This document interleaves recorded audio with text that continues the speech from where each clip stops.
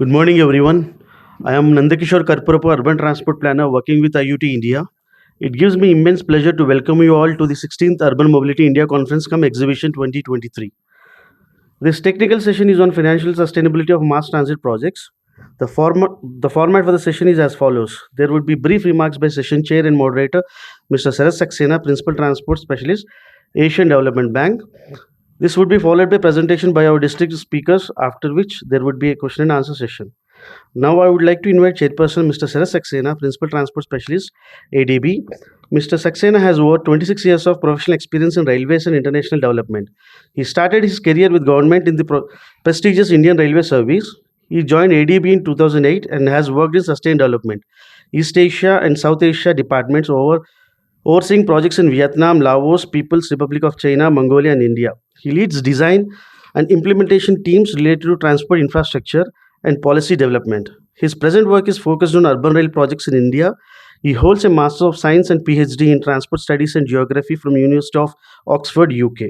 Now I would request Mr. Saras Saxena to give his opening remarks and moderate this session. Sir, please. He's on. Yeah, thank you very much. If I can get the Clicker. thank you. So, good morning, everybody. Real pleasure to be here and as part of this conference and I've been moderating this particular session. First of all, let me take the opportunity to quickly introduce our very distinguished panel.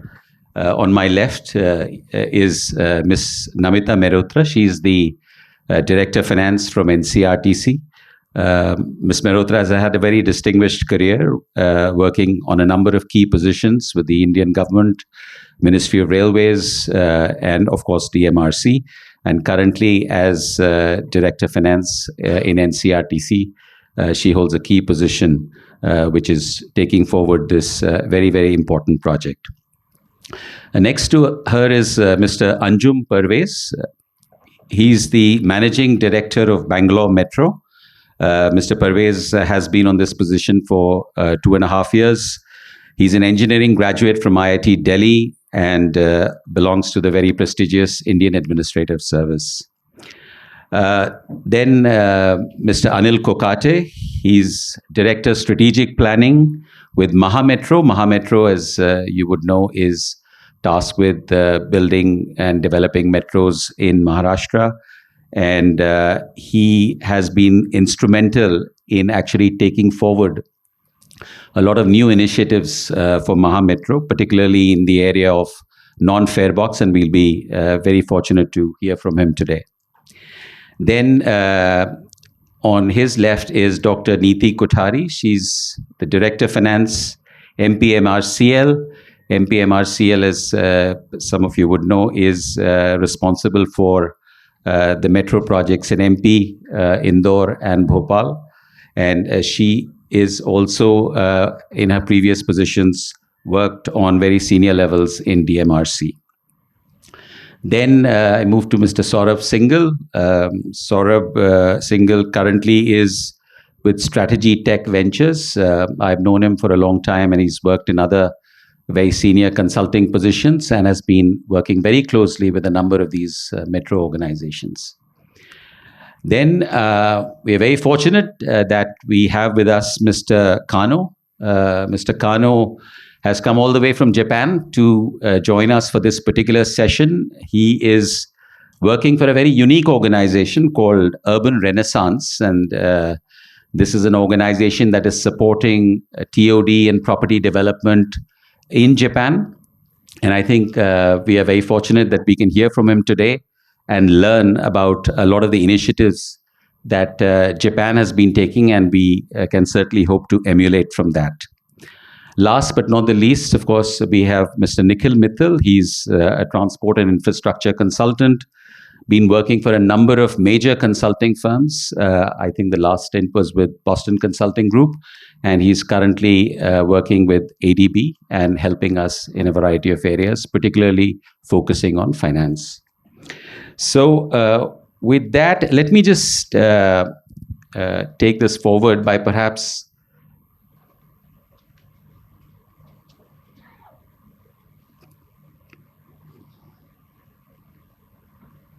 Kishore, if you could just help me out.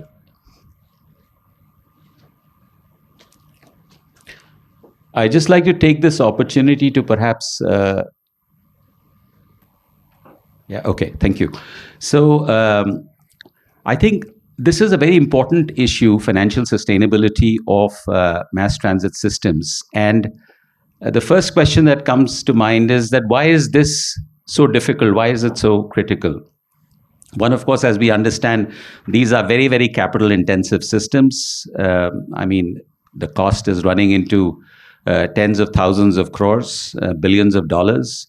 And even if a chunk of it is provided in the form of grant or equity by the government, state or central government, a big chunk of it is in the form of debt, which has to be repaid and also incurs interest charges. Linked to that, of course, is that we have lived through a period of low interest rates, but recent years, as you're familiar, interest rates have been rising very rapidly on all of the currencies, particularly the dollar, and that also imposes an additional financial burden on these projects. There is also the issue if there is external borrowing of exchange rate risk. When I moved to India about 3 years back, the dollar was about 62. I think it's jumped to 82. And so if you have borrowed at a certain rate and have to return at a much higher rate, then it is an undue financial burden.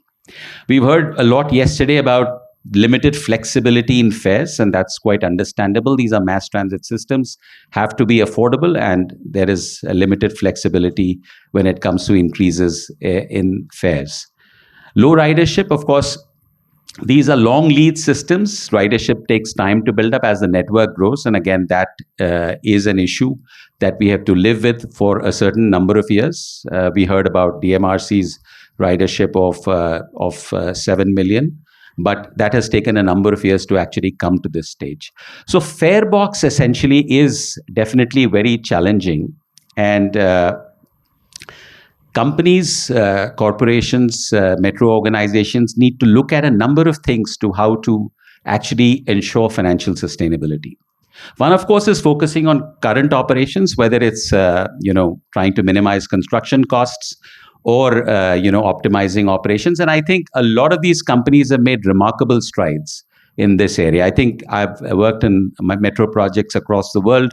And Indian cost of construction, I think we are proud to say, is one of the lowest in the world. So everything possible, I guess, is already being done.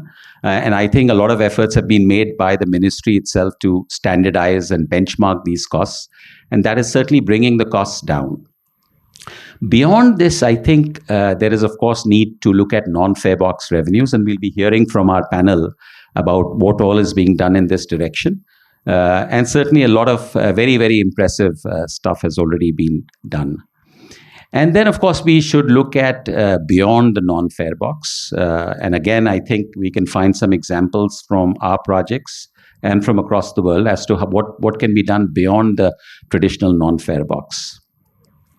So I'd just like you to look at this graph, and this is quite interesting. We've compiled this data from a number of metro projects ranging from Hong Kong, Singapore. And you can see that the sustainable metro projects are those which have a higher proportion of non-fare box.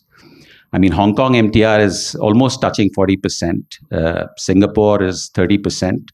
And Delhi Metro, again, very, very significant, almost 20%. So even within the Indian scenario, metro companies are making great strides and moving towards higher alternate revenue streams from non-fare box.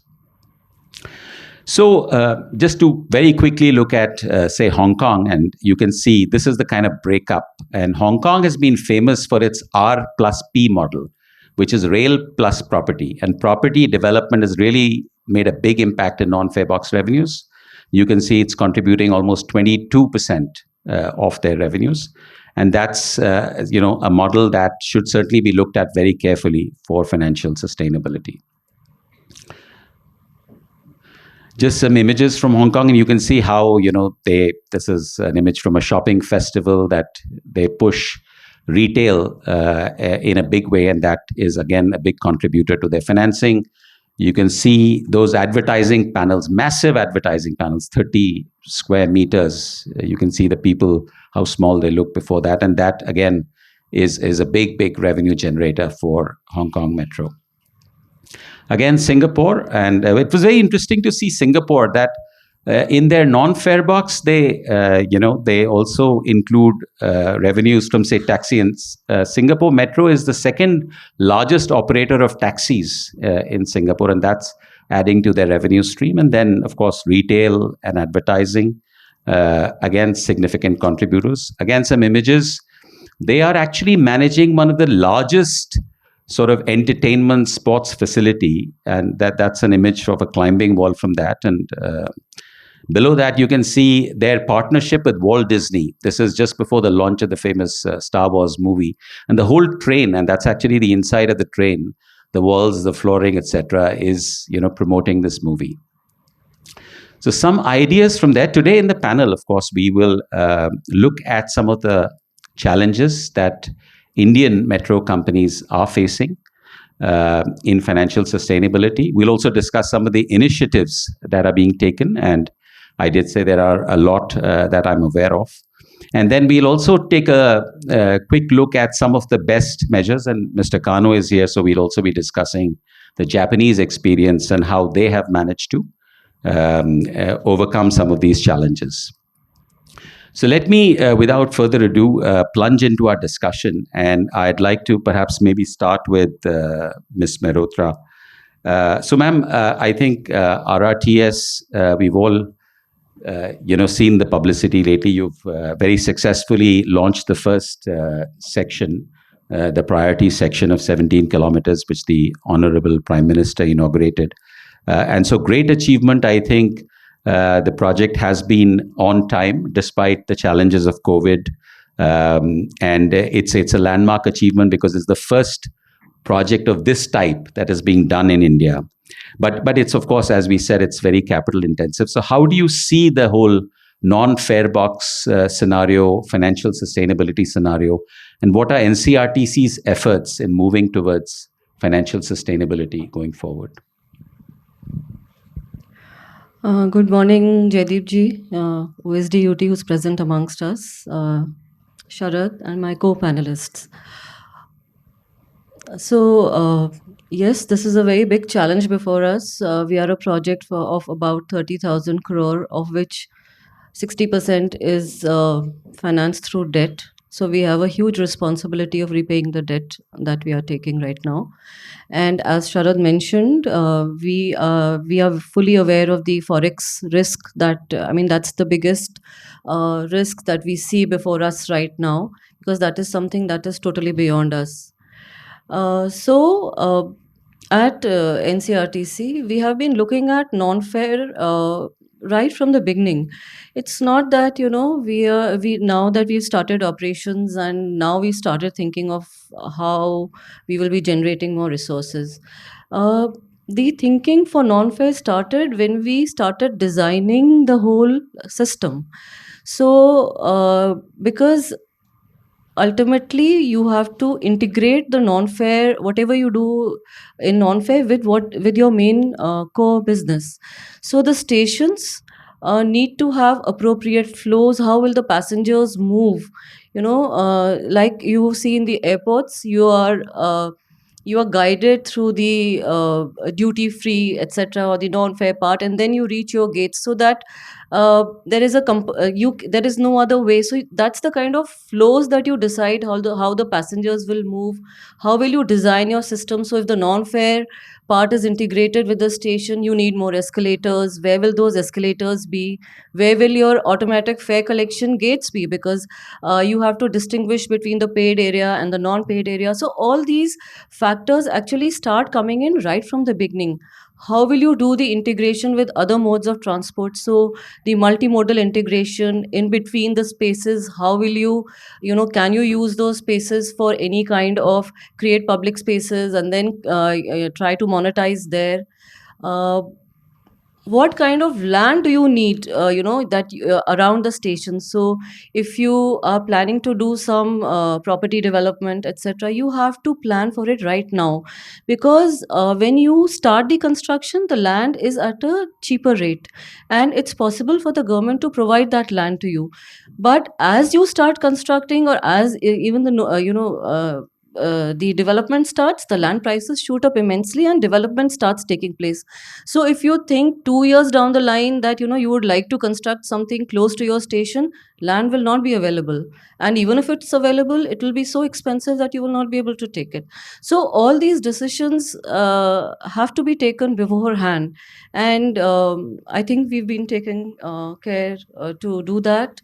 uh, for example, even in Ghaziabad station, we had to go as high as 25 meters, because we that was the kind of infrastructure, with the metro being available. That's the height that the station had to take. So we could have gone straight away and constructed it at that height, but we were able to, take out two huge plates of property development within the station box, because we planned the station like that. So that's what I think, that that's how you have to plan and design right from the beginning.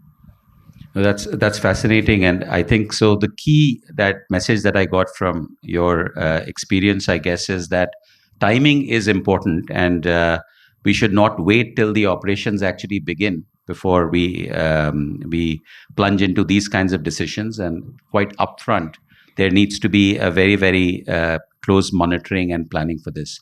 So let me turn to Mr. Parvez, and I think again in your case, I guess Bangalore Metro has been very proactive in taking a number of steps, which I guess reduces the capital cost and also brings in additional revenue streams. And I guess one famous example would be your tie-up on the airport line with the airport authorities.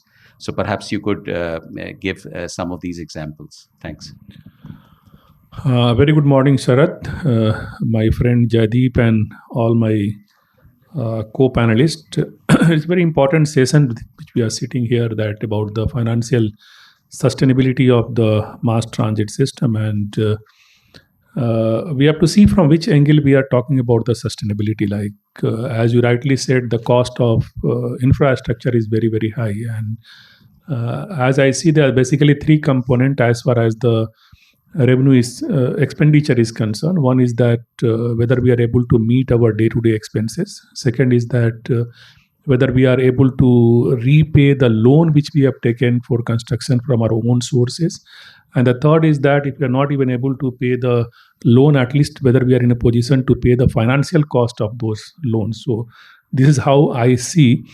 And my experience is that as and when your metro network is increasing, the first part that will be taken care very easily. Like if I just give the example of BMRCL itself, our last year the revenue generation just from the fare box was almost about 120 crore more than the expenses. So we made a revenue surplus of about 120 crore, and for the first time in Bangalore Metro, we were able to repay the finance cost from BMRCL itself, and that was a big relief to the state government. But if you want to be really sustainable, that means you are not dependent upon anybody as far as your repayment of the loan is concerned. Then definitely you have to do much more than what all of us we are doing here. And as Madam told, there are multiple things which every metro is doing. One is that commercial space, leasing out commercial lands. A lot of land pockets are available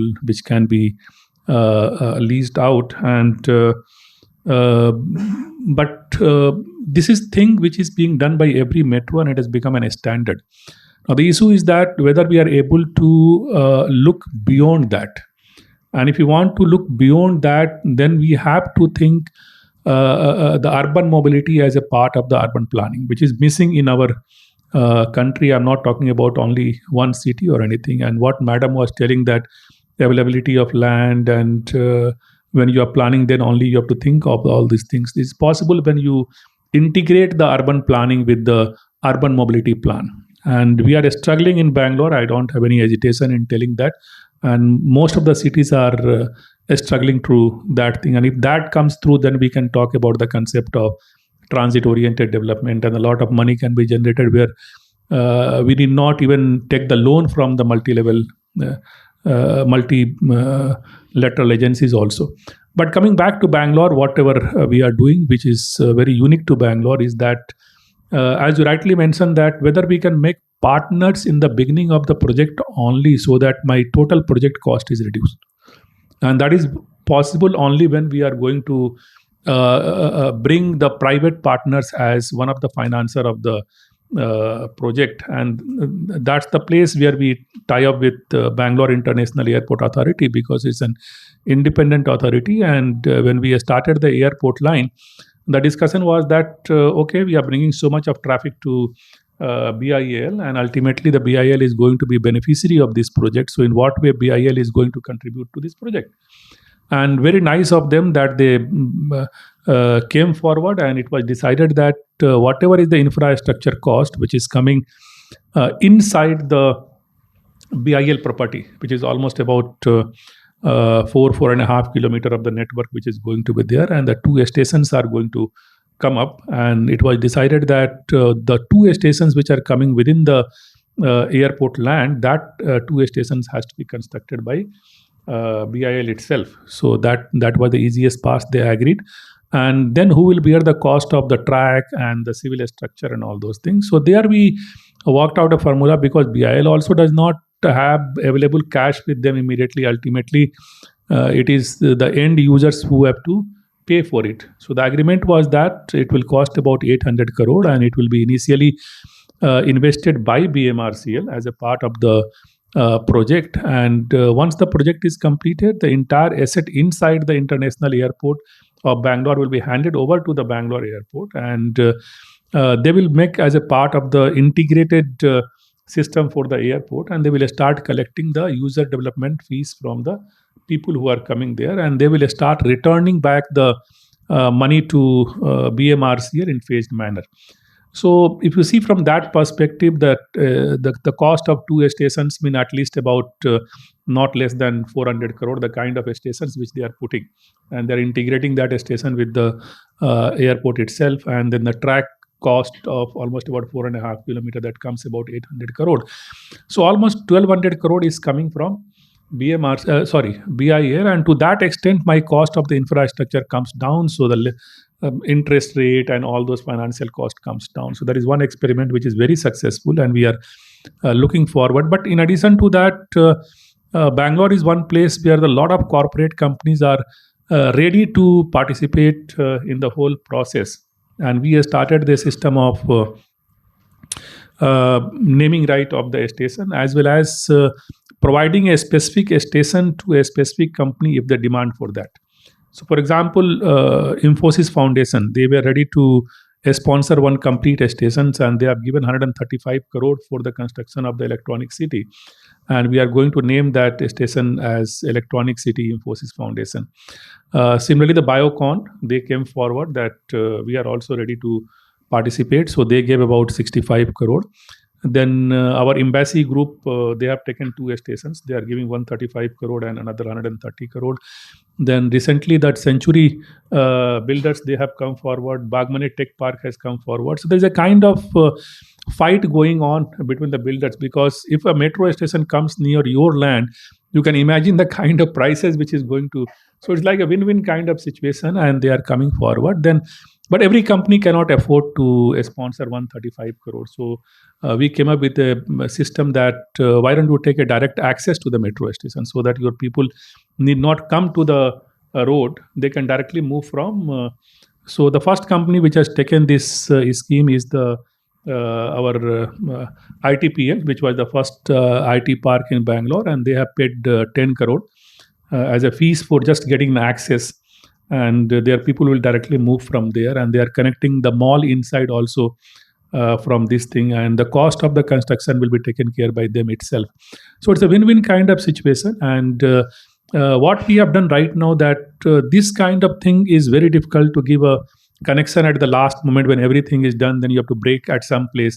So what we have done in the outer ring road, as a policy, the entire outer ring road, we have made a facility of a walkway below the viaduct. So it's ready. only that the walkway has not been put. And we are talking, and we have talked to many companies that if you want to take a direct access, even if you are say 500 meter away from the metro station, you can just put a walkway below the viaduct and then take a 90-degree turn and enter into that. So a lot of companies are, so if that kind of things can be what madam was telling, that if you can make in the beginning plan itself, that is possible. So there are multiple ways of doing it. And I personally feel that what Hong Kong has achieved 40%, Delhi has shown that they are already at 25%, so just 15% short of that. I think we are just a baby as far as the metro network is concerned. India, other places, they have already gone 40, 50 years. So maybe in coming days, 10, 20 years, we'll be reaching very close to them, and maybe that we can even surpass them also. Thank you. Yeah, no, fascinating, sir. And I think great initiatives in actually really leveraging, because Bangalore, of course, is also blessed that you have so many major corporates. And I think leveraging their capital early on and then partnering with them. Come to that. One of the reason is that we have named Bangalore Metro as Namma Metro. Right. And that name makes a huge difference because everybody feels it is their metro. Right. Namma means mine. So that name, and everybody feels that they are part of the metro, and they are like, in fact, you'll be surprised to know that more than me, which pillar have been completed, not completed. On the outer ring road, there are people voluntarily moving from two-wheeler from one pillar to another pillar, taking photograph, making graph and putting on the social network and bringing a kind of pressure on us. So that is the kind of involvement of the people is. And one more thing I just want to add, that when we talk about, sorry, I'm taking a little bit of more time, please, that another very important thing is that on the fare box side itself, one of the major challenge is that how to bring more and more people to the metro. Because in fact, I was discussing with our Secretary Urban Development when he took charge, and his first remarks was that, यार तुम लोग project बनाते वक्त तो 17 लाख 20 लाख दिखाते हो, but actually when you start your metro, you are not even able to reach 50%, and which is a fact. With every metro, it is a fact. So multiple way how to do it. So we are having a talk with the corporate companies and whether they can run the feeder buses from apartment to apartment, only the very specific pickup point, not as normal route. But the only biggest hurdle is that I don't know whether anybody is from the transport department here. That is the biggest hurdle, that the Transport Act has to be amended to provide this kind of facility.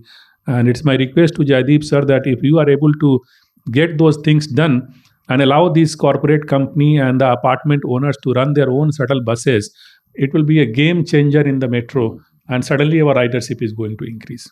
Thank you.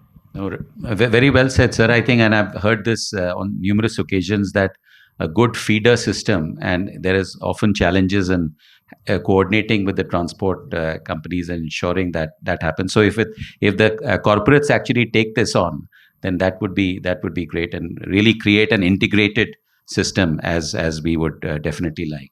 I'll turn to Maha Metro now. I think that Maha Metro is also I think another success story when it comes to non-fare box. And I remember in my first visit when we were sitting with Mr. Kokate, and I think that time you had managed to get a certain chunk of money through stamp duty charges. And I think we have been talking about value capture financing. Essentially, the concept is that any mass transit project is creating value, and how can that value be captured and brought back into the project? And so there are a number of instruments that exist and are being discussed. Stamp duty, of course, is one of them, and I think there are several others. But very few transit companies are actually getting hard cash for this. And Maha Metro, I guess, is one of the lucky ones, or I think it's due to your efforts. So please tell us a bit more about that. Good morning to all. You are rightly said, sir, because Maha Metro actually getting the fruits of this policy initiative on ground. And at the start only, I can say that with this unique kind of policy initiative taken by government of Maharashtra, we have accrued 1,050 crore of stamp duty, additional 1% of cess, which is attributable to Maha Metro. And out of this 1,050 crores, we have realized 467 crores in a hard cash. So we are talking about policy initiative and all. and we are making projections also. But this projection actually realizing on grounds is, I think, rare kind of cases, and Mahametro is successful to achieve this realization through various means like stamp duty, TOD, development fund, these kind of unique initiatives which have been taken by government of Maharashtra. And I can put forth the case study of Mahametro, not exactly at the beginning of project, but down the line, I think after 5 years, Mahametro will definitely in the surplus kind of thing, because I will just give some facts and figures, which is based on trends, not based on the projection actually. We have accrued 1,000 crore of stamp duty, and we have realized around 500 crores of this stamp duty based on this kind of trends of even of TOD charges. Now we have a potential of almost 500 to 600 crore of stamp duty realization for Mahametro for both the projects, Pune and Nagpur. Then almost 100 crores, 70 to 100 crores potential for TOD. Right now we have realized 175 crores of TOD charges from both the ULBs, Pune and Nagpur. That is actual on ground.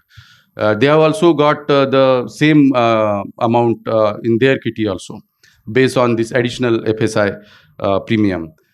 This 100 crores, 80 to 100 crores. Then we are having a SPA status. This is also again a unique case in the metro field, that Mahametro got the SPA, Special Planning Authority status, for their own plots. And we are having almost 15 million square feet area as a built-up area potential. Right now it's in initial stages for sell out. But we are having this kind of potential, and for this potential we are having our own SPA status. From this SPA status also we will get almost 800 to 1,000 crores in next 10 years. So we will get almost 700 crores to 800 crores from this non-fare box measures.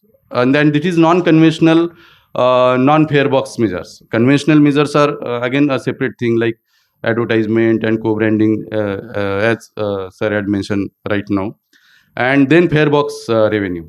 So roughly speaking, down the line from this, I think from 5 years from now, we will be having a 70 kilometers of network right now in operational, just 6 kilometer short of this, and roughly speaking, like 5 kilometer operational cost per kilometer. So it will be around 300 to 350 crores operational cost, and almost around 800 crores for repayment of the loan. So it will go up to 1,000 to 1,100 crores expenditure for the project after 5 years. And we will get almost 1,300 crores by all kind of measures in addition, along with our fare box revenue also. Because 700 to 800 crores we are getting from these non-conventional non-fare box revenue measures, and then again 100 to 200 crores from conventional sources, and almost 300 crores from fare box revenue after 5 years. So definitely with this kind of policy initiative like TOD, stamp duty cess, development fund, and SPA status, every metro will be in surplus after 5 years of their operation. And Jaideep sir is here, and we are actually giving sanction to all kind of DPRs which are coming from state government. So we can make, sir, these kind of compulsions to state government so that they can adopt these kind of policy initiatives in their DPR stage only. So that we were discussing, I was discussing with Parvez sir. So he was telling that this TOD policy that is in the loop in the government of Karnataka for some reasons, for deciding the percentage of how much percentage should be shared within the ULBs and metro. So if we make the compulsion for state government that you should incorporate this kind of policy initiative at the DPR stage only, then this kind of provisions for financial sustainability of all metros will be applicable to all metros and uniform to all metros across the country. and will be definitely helpful for financial sustainability of any metro. Yeah, thank you, Mr. Kokate. I think you've raised a number of points, and I think many of these would be fascinating to our audience because I think, for instance, you mentioned the status of Maha Metro as a special planning authority, and that's again very rare because I think one of the things that metro companies struggle with is getting the permissions and clearances from a number of local bodies and so on. And the fact that you've actually got this, I think, one, it empowers you to do a number of things. And also, I think perhaps it brings in additional revenue because you mentioned you are sharing that additional revenue for the additional FSI with the local government. So that's fascinating. Perhaps you can briefly say a bit more about how you actually managed to achieve that special status. See, this is again, I mean, state government is kind enough to intervene such kind of things to get done because we pursued for this SPS status with state government. For Nagpur Metro, we got this SPS status very easily, but for Pune Metro, we have to struggle to get this SPS status. But finally, we got this status, and now we will get the 100% revenue from this special planning authority status and the planning charges to Maha Metro, which will again generate almost 700 to 800 crores revenue in this 10 years of development. And this will be in addition to our 15 million square feet area development. We have some hurdles for this development because we have not got this land in freehold status. This is on lease basis. So to sell or to lease out this kind of land to private partners is not easy because of this lease status. So now we are again fighting and pursuing with state government for getting this land in a freehold status, so that we will be at parity with our private players in the market, and we will definitely get all kind of fruits of such kind of policy initiative on ground. Right, great. Thanks a lot. Thanks very much. Let me then turn to perhaps Ms. Kothari. And I think we've been hearing some of these success stories from NCRTC, Bangalore, and of course, Maha Metro. But I want to pose a slightly different question to you in the sense that, and we heard this yesterday during the inaugural session, I guess the big challenge for India is the tier 2 cities and tier 3 cities. And you are dealing with, in a sense, of course, these smaller cities, smaller networks, and I guess a very lean organization. So what are the challenges for you particularly, and how are you sort of thinking about overcoming these for your particular? Can I speak from there? Yes, please. Of course.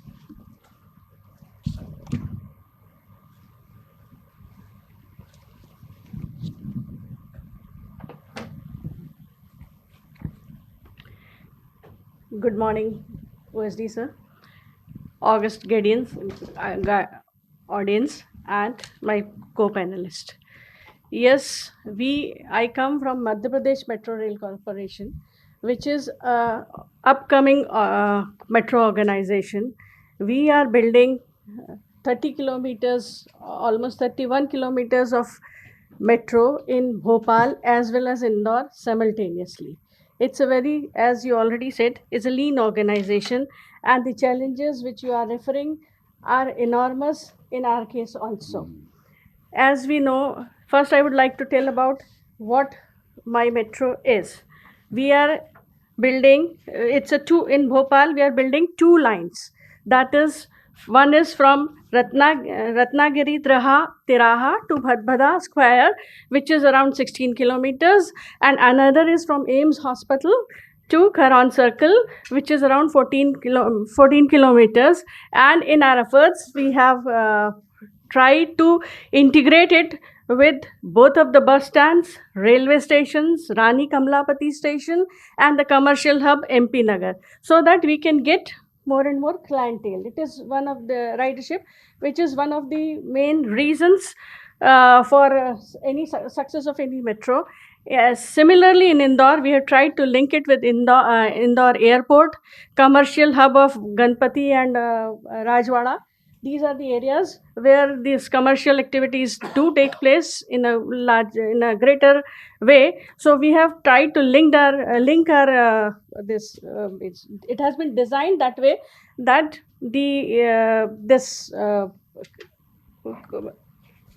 that it is linked to ridership. Now, 21 in some of the stations in Indore are stations are underground and 21 are overground. These, as we know, 7 underground stations will cost us more. But we are trying to make efforts, as every metro does, to minimize the cost at the construction stage as well as at the time of operations. We have reduced our station sizes with around 1035 square meters from the DPR, so that the cost of the construction reduces. We have tried to standardize our designs for viaduct and tunnel, so that immediately after start of the award of the contract, the time is not wasted and the efficiency and time saving is achieved. Initially, we are going with one entry exit structure at each stage.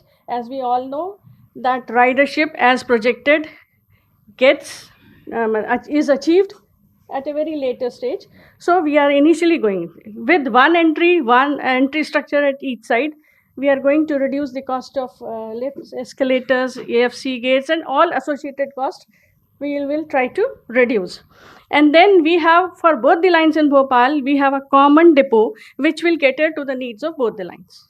This will be another cost saving fact.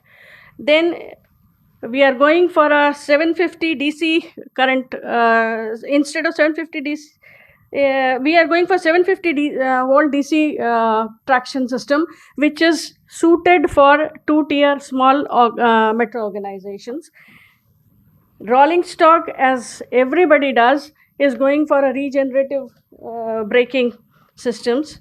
Then for signaling, cost saving will be from this automatic.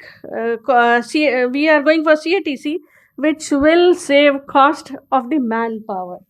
And with UTO, it's going to be manpower costing, saving the manpower in the later run. Initially, we had to run with the drivers to bring confidence of the public, and then after, at the later stage, we will be able to. Then we have a centralized architecture for various telecom and interlocking systems, which will save electrical power, lighting, air conditioning, will minimize the cost. Then for electrical system also, as every metro is going for IGBC platinum rating, 100% LED lightings, occupation sensors to save the electricity, 5-star rating equipments for a long-term cost saving, etc. All efforts are being made. We have planned about 10 megawatts of solar energy generation at Indore, and about 8.8 at Bhopal. And we have also entered into an agreement with the Madhya Pradesh government, which have kept us in a special category tariff, and we will be able to. In fact, we have received their permission to achieve electricity at a lower cost. As you know, electricity is almost 1/3 of the cost of running. If we get it at a lower cost, we'll save our cost later. At operation stages, we are planning to go for a hybrid model, where almost 75% of our activities will be outsourced, and 25% of the activities which will be core level activities, which is direct which will be required to be done in-house. The average prevalent yardstick for O&M manpower is 35 manpower per route kilometer in metros, which is prevailing. We have gone for 14 men per route kilometer, which is going to be a trend changer. That is what we feel. Then train operations will be completely, train operators will be completely outsourced. For interlocking stations also, we are thinking of going outsource station controllers. Housekeeping and revenue service operations initially will be at a lower in lesser shifts, because we feel that initially ridership will be lesser, and in Bhopal especially is going to pick up at a later stage. Regarding these all methods will lead us to the cost saving at construction as well as operations level. But this is not enough. We have to go for property development and integrated multimodal way of transportation, for which we are in talks with the Madhya Pradesh government. We are making bus-based e-rickshaw stands in our metro stations outdoors, pedestrian pathways, pick-up and drop-up taxis, so that we can integrate with the modes of transportations. For fare box revenue, we are in talks with property development consultants, so that we can adjust in designing of our stations for property development. As Madam rightly said, that they have to guide us the flow of how to keep the flow of the commuters in a way that we also go for commercial development, commercial activities in the stations, and successful. For property development, although my experience in DMRC is that when for property development, we seek plots from government at a lower cost, and we try to develop it commercially as per the suitable arrangements. But those we have faced several issues, because for developing first of all, you have to have a plot which is encroachment free and free of disputes. In some of the cases, the plots were allotted. Later on, we found that it has issues of encroachment and disputes also. Even if we get if plots were getted, they were designed. We designed a commercial activity, but for that we need somewhere to change the land use, somewhere for the traffic congestion permissions, somewhere for this FAR increasement. And for every activity, we have to go to the respective agency, whether it was DDA, whether it was MCD, whether it was NGT, whether it was traffic police. And in all these process, the project gets delayed and it loses its relevance also. So property development has to be done, no doubt, but it has to be done in a very planned way, as some of the speakers had told, that it has to be done in advanced planning. That is what we are planning. We are in consultation with our consultants who can design, and we will design our stations accordingly. Thank you. Thank you very much. I think Indore and Bhopal, I think both present very, very interesting case studies for India. And I think there are many lessons to be learned. And thank you very much for explaining all of the initiatives that you are taking in terms of cost optimization, which I guess is the starting point really towards financial sustainability. I think in the end, you touched upon a very key aspect, which is the challenges of property development, real estate development, and that is certainly going to prove very difficult, particularly in the smaller cities. But now let me ask our colleague from Japan, and I think perhaps there could be some answers there. And there are some very, very interesting institutional arrangements, ways in which Japan has organized its system to support small cities, companies which are perhaps doing a relatively small project with limited capacity. And I think Mr. Kano actually comes from a very interesting organization called Urban Renaissance, which is created to support the small cities, develop their transit-oriented development schemes, and take it forward. So perhaps, Mr. Kano, you could give us a brief overview of your organization and how you work and how you support these kinds of projects. नमस्ते, मेरा नाम है जुंकिच कानो है. Sorry, that's all the capacity of the Hindi. I have to practice more, but today I will speak in English. Yes, Urban Renaissance Agency is a kind of unique agency, but we are kind of independent administrative agency.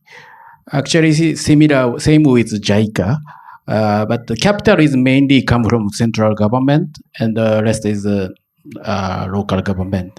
So our kind of mission is to cooperate to support the society and to improve the kind of urban development and housing provision. Then UR was established in 1955 after World War II. Then at that time Japan was in the economic growth period, and so many workers gathered in the metropolitan area, and but unfortunately there was not so enough space for the housing, and also housing the land to build the housing. So the government decided to establish that specific agency to support the housing provision, mass housing provision in a very, very short term. So our name used to be the Japan Housing Corporation. Then, of course, there is no enough space in the CBD area, so the government and we decided to build the new town in the suburbs of Tokyo. Of course, it's a kind of the mountain or the paddy field or such like it's a kind of the brown field. So of course, we provide housing, but not only providing housing, but also develop the infrastructure and also all the infrastructure. Then the point is the public transportation, which is the railway line. Actually, we are not the transport operator, so we asked the private sector to build the railway line itself, but of course, they want to be feasible, so they will hesitate if there is no residents there. So we will try to increase the number of population by developing those areas. And there is a local government, of course, local government anywhere, but as he explained that those local government doesn't have experience and also don't have enough human resource to promote the project by local government. So, like it's a kind of public corporation, support local government, or on behalf of local government, we became the implementing body of those development projects. Of course, like infrastructure should be the role of the public local government or central government, but if we gather this kind of special be expert to focus on those kind of development, then we build the infrastructure such as like 2,600 hectare, which is around 6,000 acre, I guess. The areas that kind of big scale the new town. Then we provide housing and also the infrastructure to support to increase the ridership for the private railway. Then the private railway company extend their lines. Then we provide the service. Then next point is we support the local government to designate or make the urban plan. The development and the urban plan should be consistent. So we support like making the master plan for the local government, and but actually they will regulate, but we support the plan to make the plan and give it to them, then they will regulate it. That's kind of a role. Then we try to make the transit, such as railway station, as the core of the city. So we allocate the high FAR very closer to the station, the further and the lower the FAR, which is suitable for the living, the like detached house, which is doesn't require so much FAR. Like we plan also the like a city plan to make more kind of important, make the station more important. Those kind of the method made a success to make the Japan as a more like to import transport TOD companies, TOD countries. No, excellent, excellent. And I think that transformation that we see in Japan today, I think a lot of these initiatives have really brought it forward and has allowed Japan to create such an extensive mass transit network, but also coupled it very effectively with urban development. And as you said right in the beginning, we are of course talking of revenue streams, but even for the mass transit system, having planned developments in close proximity really gives a big boost to ridership, because then those people who are residing there, working there, are inclined to opt for the mass transit system as a mode of choice. I just want you to perhaps maybe unpack a little about the sort of legislation or laws that are in Japan, because one of the things we were discussing earlier about, Mahametro getting these, the power to be a special planning authority and so forth. But I think the lack of legislative empowerment is also a challenge within India. But how has Japan sort of overcome this? What are the kind of support mechanisms existing there?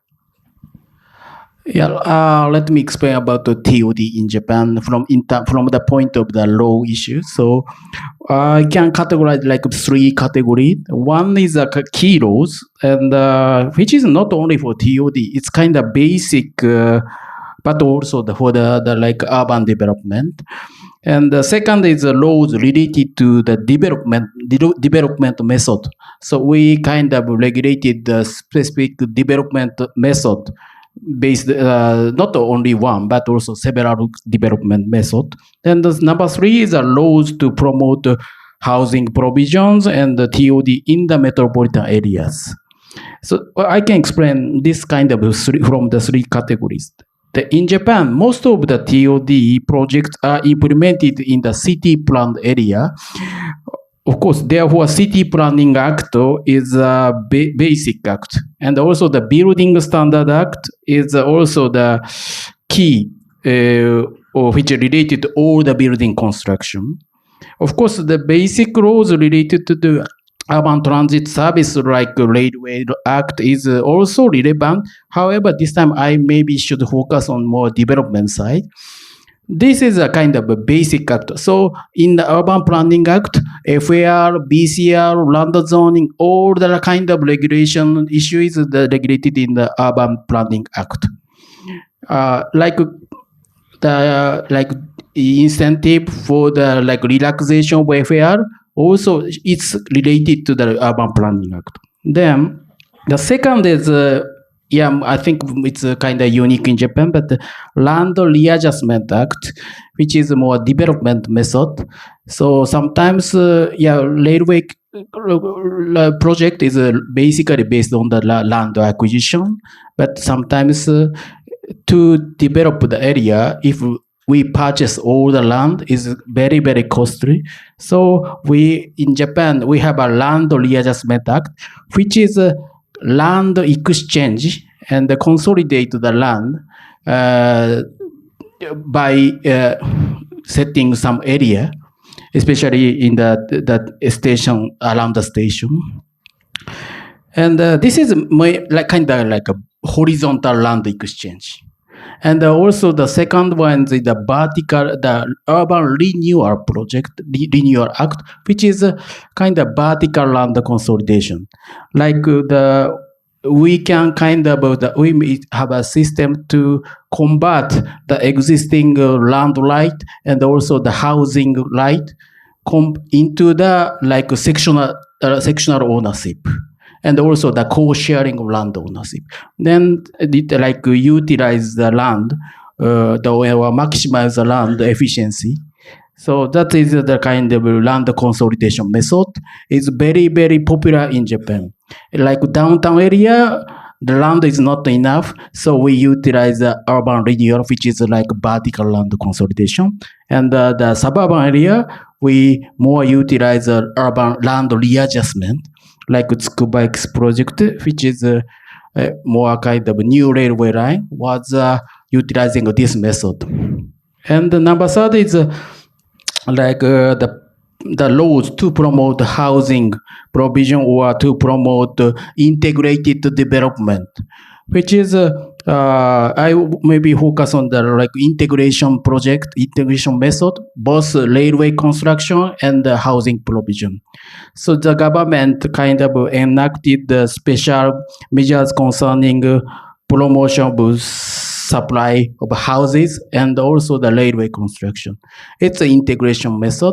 So we try to make it do it in the same timing, both railway construction and the housing provision by utilizing that method. Then the urban development side contributed to get the land for the railway construction to shorten the time of the land acquisition and also to shorten the time of the acquisition cost. Fascinating. And I think within India also, land acquisition remains one of the big challenges. And even if land is acquired, as Mr. Kokate was mentioning, it is provided, say, on a lease basis, converting into freehold, getting the permissions. So it's fascinating that there is so much legislative support that has evolved in Japan that enables this process to happen and facilitates this. So I think there's a lot to learn from there. I'll now perhaps turn to Saurabh, and Saurabh has been a consultant to many of these transit companies and helping them look at these alternate revenue options. I know you work with NCRTC at the very initial stages. So Saurabh, you've heard some of these really good examples of what's being done. But, we'd like your sort of frank assessment as to what more can be done. Where are we sort of missing a trick or, not doing enough? Where are the big opportunities from the international experience? Ways in which these companies can really, move from the current level to, Singapore or Hong Kong level and really aim towards financial sustainability. Yeah, thanks, Sharad, and good afternoon to all. I think I've been associated with transport infrastructure in the country for 15, 16 years now. We've seen this infrastructure evolving from what it was in 2008, I guess, when the first Hyderabad airport was launched in the newest form, right? So from there, it's very heartening to see where we are today, honestly, right? I mean, I've heard all the panelists, and it's very heartening to see that we are making those steps which are in the right direction, absolutely right direction. It's great to see that we're talking about surpluses in the next 4 or 5 years, right? So it's beautiful. I think it's a lot of things that were basically missing even in 2017, 18 in our metro systems, while they were being captured in the other transport systems like airports, etc. From the metros, they were missing. So those things are being captured now, right? I think it's great to see this. Globally, I think we learned very quickly what MTR did, Hong Kong did in 1980s, 90s, and possibly the aughts. Is what we are doing now. Within a decade, we have learned it and we are implementing it. So it's great to see this. There are a lot of initiatives we are taking on the basic, non-fare box. Like I think somebody mentioned that there is a conventional non-fare box. So I think we are getting there, where all our metros are very conscious of the fact that non-fare box is important. So let me just highlight the criticality of this system, right? So I believe that it's a virtuous circle, because we're talking about ridership here, we're talking about financial sustainability here. Metros are very uniquely positioned, unlike other transport systems like airports, where the passenger comes to the airport and then leaves and becomes a part of the airline network. Metros hold that passenger, right? And the passenger goes into the station and remains with the network till the time it disembarks and goes away. So it's a unique, value proposition that metros kind of offer. So therefore, a good innovative commercial offering at the terminal or at the station, plus in the coaches, etc., it gives a fillip to the ridership. Because what happens is, if you have the right offering, it improves or increases the number of not only passengers but also non-passengers, because people come to meet greet, they try to take this as a destination rather than just saying, okay, let's go to the metro station and go there. So that happens, and therefore the traffic goes up. The traffic goes up. The non-fare box goes up. The need to increase the fare goes down, and therefore it gives another increase to the traffic, and that increases our fare box and allows the concessionaires, the commercial service providers to innovate more, to get more things in. So that kind of is a virtuous circle that we see. Now, globally, a lot of things that are happening globally are being implemented here. I can't say that we are way behind those things. There are some things like, for example, one of the things that I feel is very innovative and useful from a retail standpoint is integrating digital into retail. So things like virtual retail, right? There's in Seoul, in Melbourne, we've seen those virtual retail coming up on stations. So those kinds of things are innovative. That integrates your digital with your in-station commercial, etc.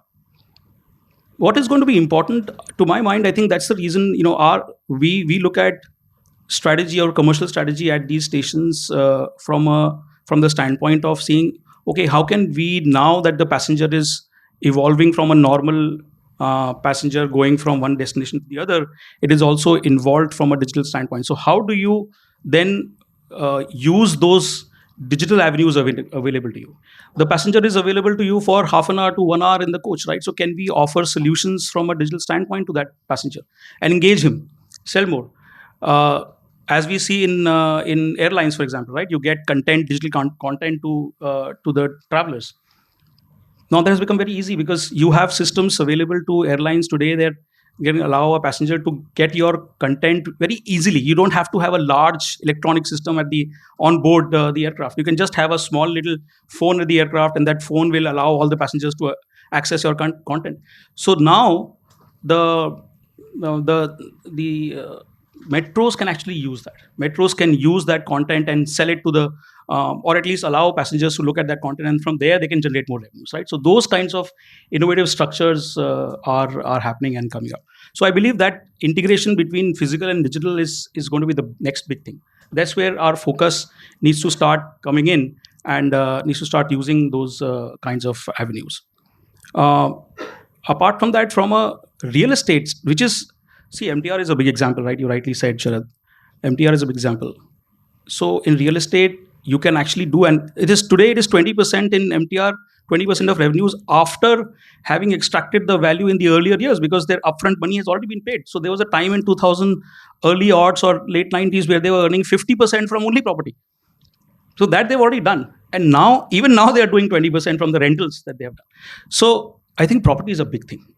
What we are possibly at this point in time missing is that integrated thing right at the beginning, right at the beginning. When we start planning it, at that time itself, we should know that this is the amount of land we will have around the station, not apart from the station, right? It should be integrated in the station.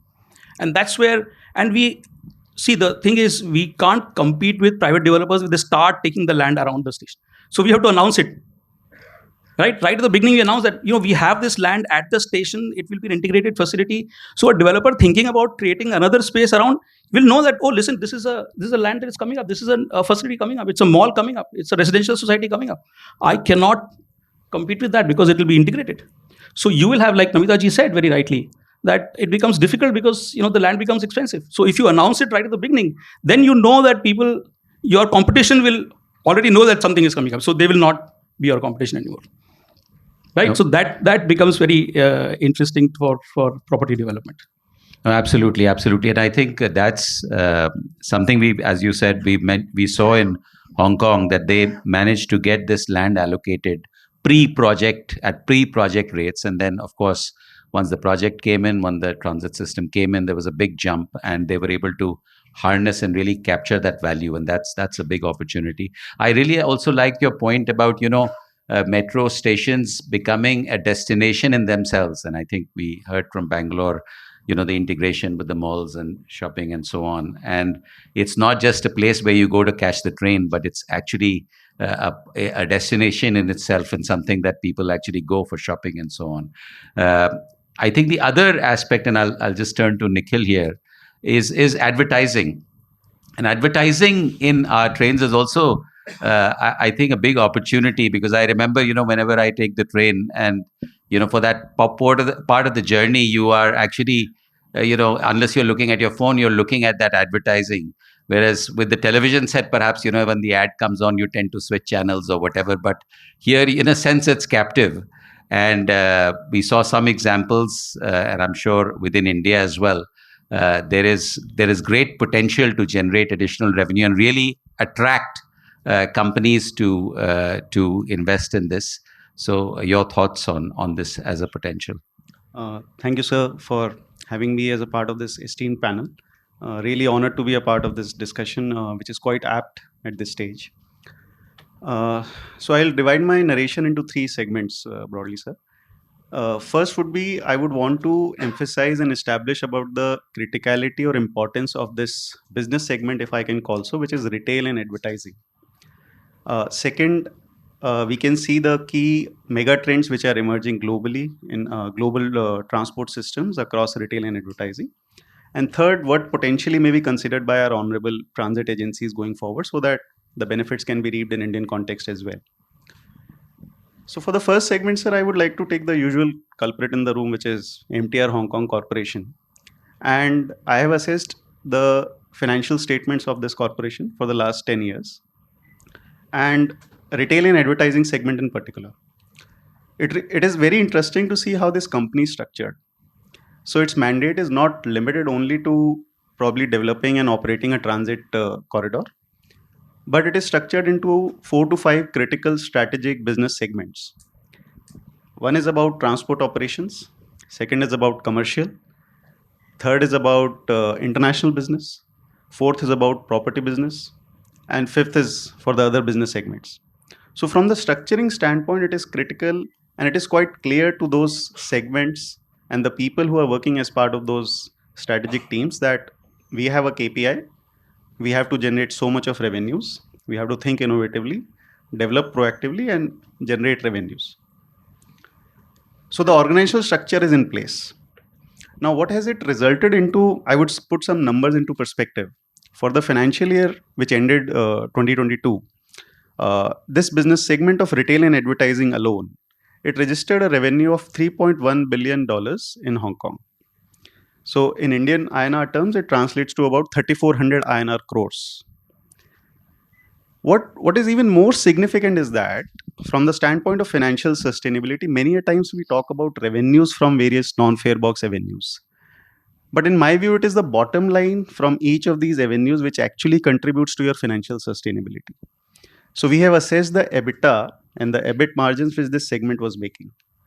So in the same financial year, on account of this business segment, the EBIT was to the tune of 2.2 Hong Kong billion dollars, which in INR terms is 2,400 crores.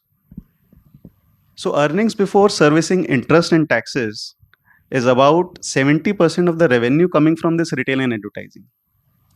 So on the overall top line basis, this may be attributing to say 7 to 15% of different MTR systems in different years.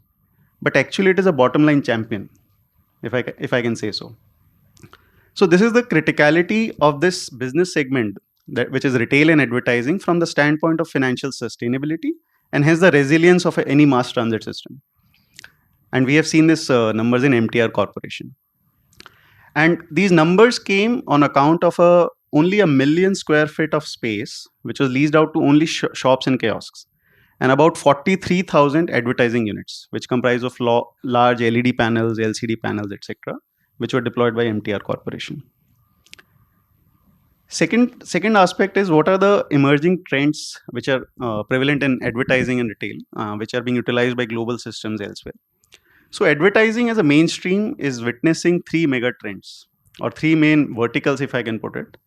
The first is domination. The second is engagement with the customer. and third is giving them an experiential environment. And these are the three verticals across which advertising is being mainstreamed by metro systems globally. Domination is where a brand generally occupies the complete environment in the station, in the trains, around the commuters. And again, just to put some numbers into perspective, there is a leading European transport advertising agency by the name of JC Decor, and it is assisting in advertising and retail to transit systems globally.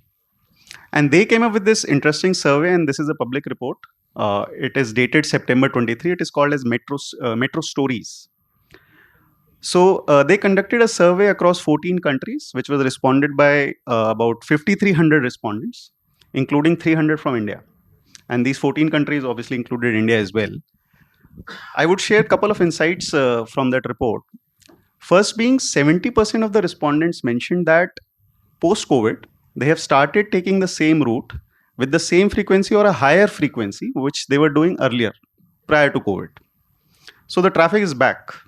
Majority of traffic is back. Yeah. The second key finding from the report is, on an average, on a weekly basis, Saurav was mentioning about the time which a brand gets to showcase to the commuters. So they've actually quantified that time. So the time is about 2 hours 30 minutes. That is extremely unmatched time which a brand gets to expose its identity, logo, colors, icons, messages to any commuter. So that is the time which is available to transit agencies to engage with its rider, to put an influence to it and to obviously retain them. Now, these numbers are also quite critical from the advertising space when you design the station, when you design the fit outs related to advertising any particular brand. And that's where the domination vertical of the advertising theme is playing a role. Apart from that, technology is being now extensively utilized in the two other verticals of advertising, which is engaging with the customer and also giving them an experience of how the brand's product look like. So giving them an experience of touching the product, feeling the product, and then probably making a decision to buy that product. So IKEA, the global premium furniture manufacturer in the Paris metro, has put actual furniture merchandise in the stations. So people can actually see that how the furniture looks like. And this is being done elsewhere as well by different systems.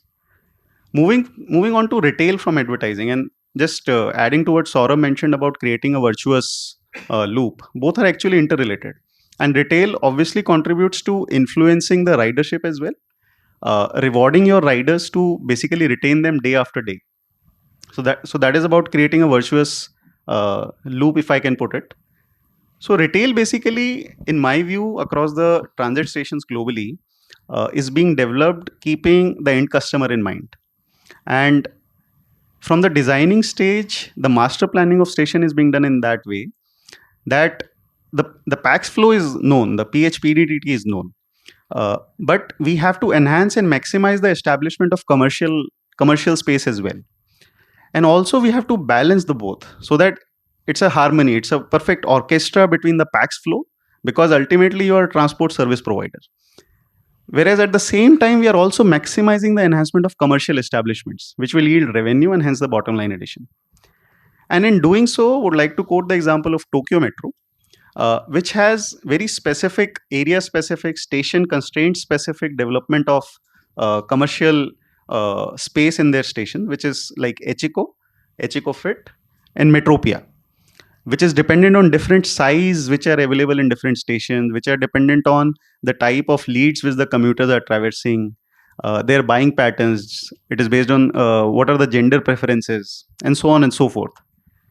So therein we have an example of retail station development, wherein it has been designed keeping the customer and the station constraint in mind.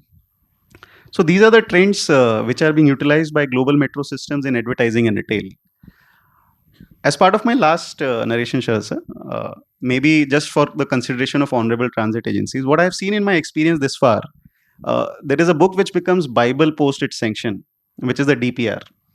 So DPR, which is put to the apex approving authority in the country, it results into a sanction order, which even gets followed by the multilateral banks as a Bible, that this is what your number is, 30,274 crores.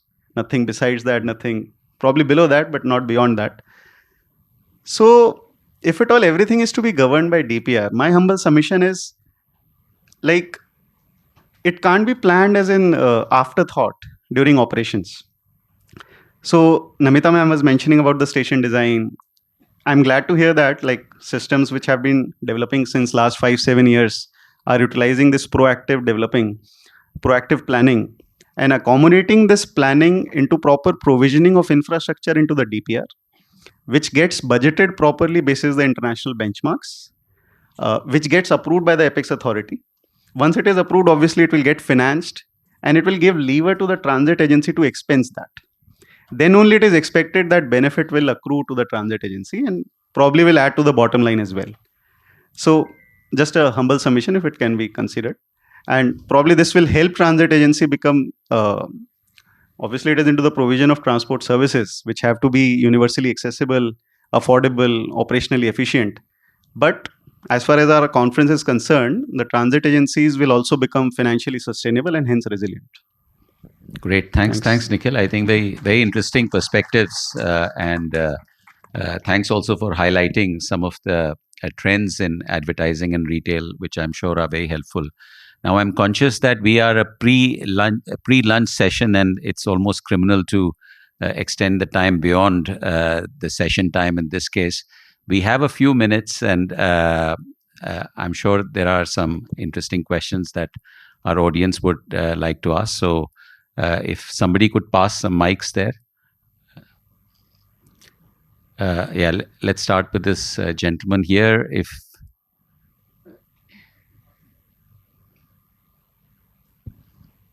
could you introduce yourself as well, please? I'm Alagappan from UNDP. Nice discussions are going on about the non-fare box revenue, everything. My question is related to the Indian context. When we do the land pooling, non-fare box revenue generation, developing the area surrounding the metro stations, what is happening is the cost of the land is going up to some extent. Then the affordability factor becomes a question on the people staying surrounding the metro station within the 500 meters region. So then it becomes a non-affordable to the some class of the people who really needed the metro kind of systems. So they may not be able to access the metro or a public transport system. I'm just giving a scenario. In this case, is it not a threat, or how do we address this kind of challenges? Exactly this. Okay. Interesting question. We can take one or two more questions. I think, gentleman here, if we can pass the mic here.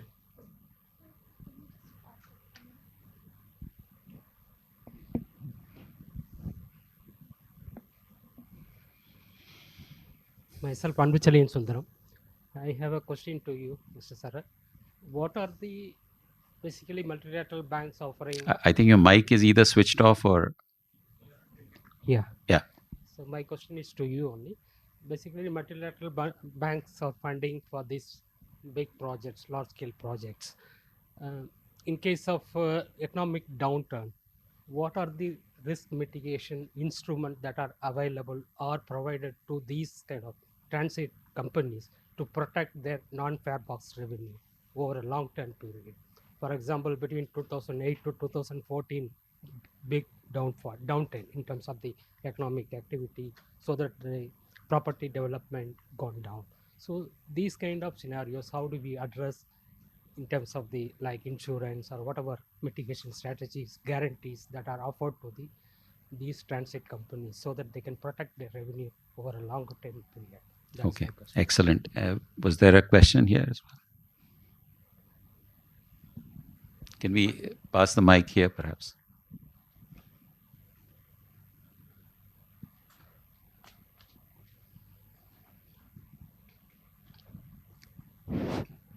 Sir, this is, I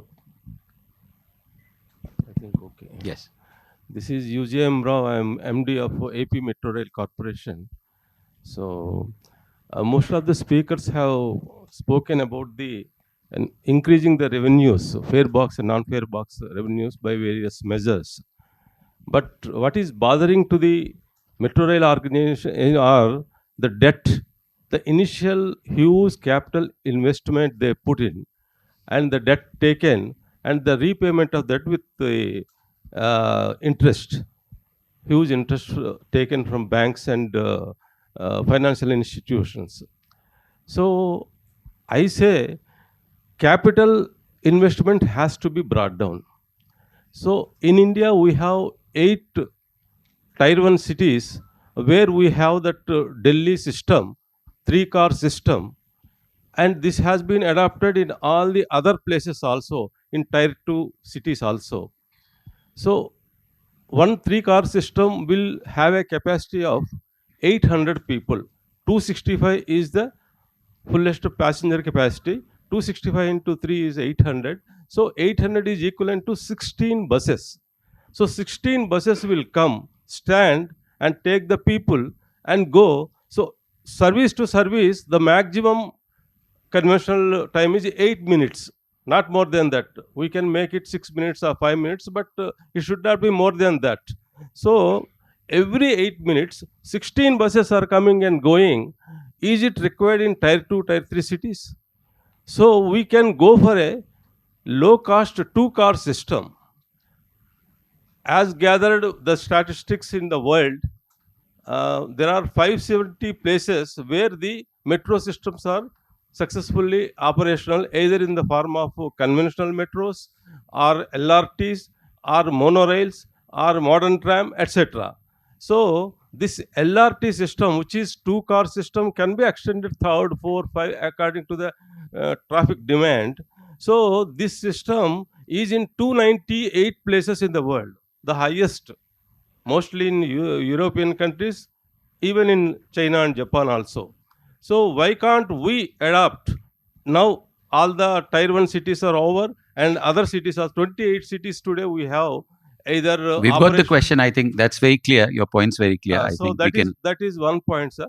Second point is the urban green mobility to reduce the carbon emissions is the slogan of not only India, it is the world. World itself says so. The foreign funding agencies are liberally giving loans to the metro rail projects in India. That's why we are able to aggressively go into the 28 cities. So they can give to PPP projects also. What I wanted to tell, why I say, because the this metro transportation is state subject. It is not central government. So they give grant of 20% and 80% with the state government. So they have the other modes of public transportation, say buses or Volvo buses, like that. So in comparison, it is 4 times or so. So naturally, any state with the limited their finances say, no, not necessary, now let us postpone it. If one city, okay. If 4 or 5 cities we have to do it, it is pinching the state governments and the Got it. this thing. So sorry, we are a little tight on time. So if you can just yes, because when I question, it should not be a question. Sure. There should be some strong reason why I am asking for this. No, absolutely. We've got the points. Yeah, perfect. So we have to go for more and more PPP projects. So when we go for PPP projects, the private developer see for the capital investment very high, I cannot do it. This is the thing.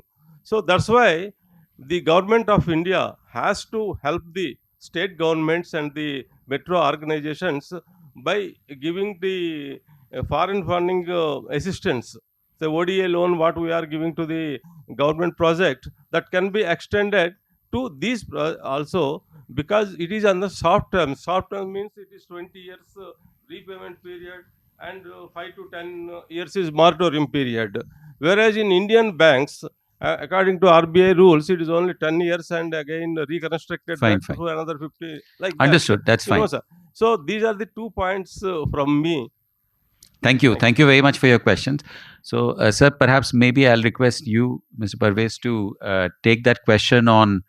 And I think what he was referring to is that once these projects come up, the real estate value shoots up, and is that sort of pushing people out or making it unaffordable? No, it's a very good question, and that's the apprehension of most of the city planners, that at one point of time we talk about that metro has to be a transport mode for the common people, and at the same time, we are bringing so many facility near the metro in terms of water supply, in terms of electricity, in terms of other facility, that it is quite possible that richer people will try to move into that area.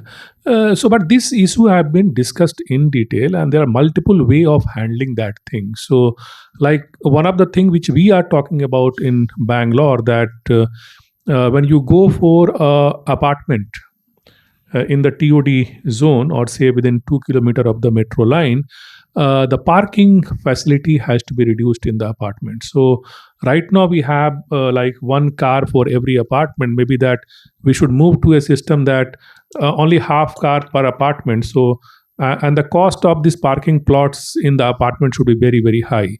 So even if a person is rich, he will be forced to move into the metro trains. That is point number one. Second point is that the reason that the prices should not go very high, we are talking about giving the premium FAR at a cheaper price. So when we go for the premium FAR in the TOD zone, it is going to be much more cheaper than the premium FAR which you are going to get outside the TOD zone. And the whole idea is that whatever is the additional benefit that the developer is getting because of this additional premium FAR at a cheaper rate should be passed on to the customer. Now we have to evolve a very strong system to monitor these things, so that the third thing can be that we are also thinking about that what kind of apartment we are going to permit. Are we going to permit the luxury apartment in this TOD zone with 4 bedroom and that kind of thing, or are we going to limit it to a mixed kind of thing, that okay, you develop, we don't have any problem, but your 4 bed should be 20%, 3 bed should be this much, and the 2 bed should be this much. So whenever we are talking about this thing, everything has, that's why I told in the beginning that metro is not only the solution for the city, it has to be integrated with the urban planning. Like I'm just taking 2 more minutes, that there's so many lacuna in the urban planning which stops growing the resources of the metro as such. So I fully agree with him that metro should not result in pushing the people in the suburban area, and ultimately you are landing in a situation where it is not solving the purpose of the mobility. Okay. Right. Thanks. No. Yes, please. So just a small point to this, that in Delhi, they've come out with a TOD policy, and there it has been mandated that certain number of houses would have to be of a particular square meter, so that which is meant for the affordable kind of housing, and so that the whole area is not taken up by that. So the policy interventions also help in this regard. Absolutely. And perhaps, Mr. Kokate, if I can request you, I think the gentleman's question on more optimized modes for smaller cities. And I think Metro Neo perhaps could be a solution. Metro Neo was the solution, and in fact, it is under consideration to in government of India. This is a solution for tier 2 cities, and it is very cost-effective solution. It is almost 1/3 of the cost of this conventional metro costing expenditure. So that kind of option we can use for tier 2 cities. This is one thing. And second, you are telling about the repayment problem. So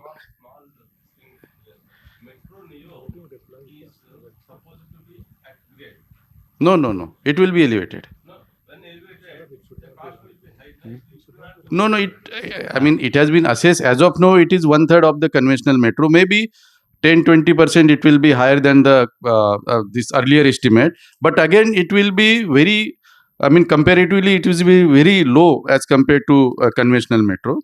And regarding repayment of this loan, as I told earlier, these stamp duty kind of policies and development fund kind of policies will help to make metros more sustainable, financially sustainable, to get this problem to be solved.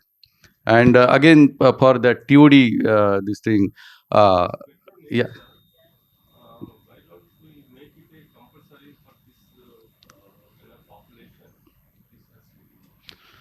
Sure. We can have more discussion. I think this is a very, very big topic as to the structuring of this. So, but Mr. Kokade, if you want to finish Yeah, on the... the same thing. Just sir said it is cross subsidizing the cost. In fact, the plots are getting costlier, but at the same time, these four kind of FSI will get the ultimate construction at lower cost. Right. So it will not be at a higher or non-affordable cost to the public. Right. Yeah. Right. Thank you. And I think just a couple of questions to me. I think in terms of, you mentioned the economic downturn, and essentially all multilateral financing is targeted to support and to be structured in a way which can sort of overcome these challenges. We are, of course, as you know, we are providing very, very long lead loans. These exist for about 27 years or beyond. Very long grace periods. I think in the case of NCRTC, there is a grace period of 8 years. So various options are available, and certainly institutions like ours are very conscious about the economic situation, and we are working with the agencies to try and find solutions. I think we have really run out of time, so I will take this opportunity, first of all, to express a big round of thanks to our esteemed panelists who've played a great role in explaining this very, very difficult concept and initiatives to all of us. And I request all of you to please give a big round of applause to them. Thank you. So thank you, everybody, for being an excellent audience. And let me hand it back to the organizers. I think they have some small mementos, so please stick around and while they provide these to the panelists. Thank you, sir. Now I would request Chairperson to distribute the mementos to our distinguished speakers. Now I would call upon Mr. Anzum Parvez, IAS, Managing Director, BMRCL.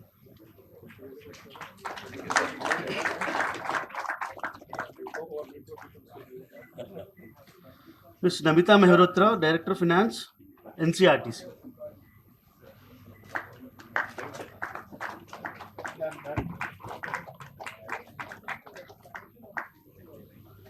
Niti Kothari, Director of Finance, MPMRCL.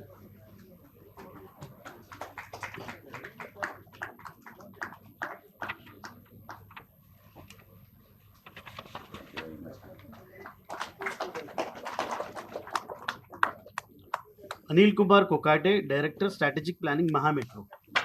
Thank you, sir. Saurabh Singhal, Managing Partner, Strategy Tech Ventures.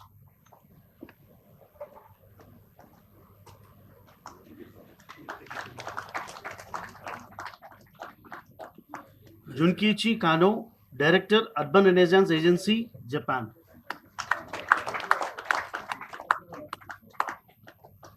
Nikhil Mittal, Consultant, Asian Development Bank.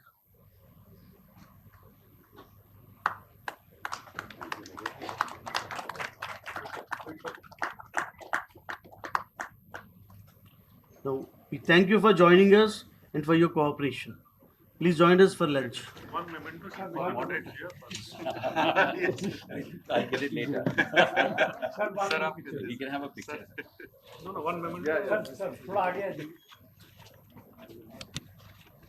thank you very much for Thank you. wonderful.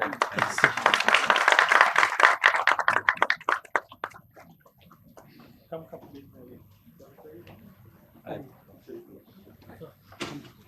आ गया